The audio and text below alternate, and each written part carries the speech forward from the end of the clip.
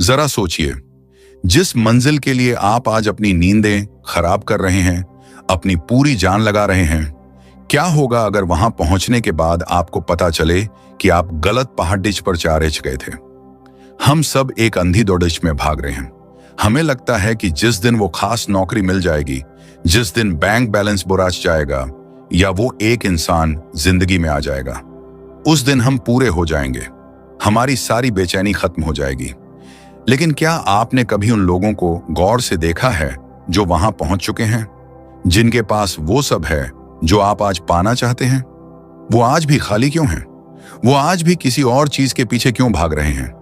यही वो कड़ी डिडवा सच है जिसे हम भागते हुए देखना नहीं चाहते। ये खालीपन सिर्फ सफलता मिलने के बाद नहीं आता, ये उस रास्ते में भी आपके साथ है जिस पर आप आज चल रहे हैं। आज हम उस स्पिरिचुअल ट्रैप के बारे में बात करेंगे जिसमें 99% लोग फंसे हुए हैं। आज हम जानेंगे कि क्यों आपकी मेहनत आपको वो सुकून नहीं दे पा रही जिसकी आप तलाश कर रहे हैं, और वो क्या है जिसे पाए बिना आप चाहे पूरी दुनिया जीत लें, अंदर से हमेशा खाली ही रहेंगे।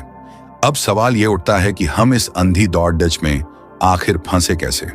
असल में हम एक ऐसे जाल में जी रहे हैं जहां खुशी हमेशा भविष्य की एक शर्त बनकर रह गई है।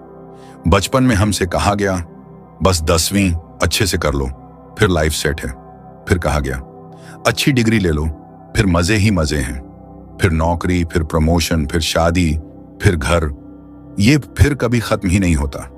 आप एक ऐसे ट्रेडमिल पर दौड़ डिच रहे हैं जहां रफ्तार तो बहुत है, नहीं, लेकिन आप पहुंच कहीं नहीं रहे। इसे आध्यात्म की भाषा में वृत्ति चक्र कहा जाता है। एक ऐसा चक्र जहां आपका मन इच्छाओं की मशीन बन चुका है। गौर करिए, जब आप कोई चीज पा लेते हैं तो उसकी खुशी कितनी देर टिकती है? 2 दिन, 1 हफ्ता या शायद 1 महीना। उसके बाद क्या होता है? मन उस चीज से ऊब जाता है और एक नई भूख पैदा कर लेता है। आप फिर से उसी अधूरेपन में खड़ी होते हैं जहां से शुरू किया था।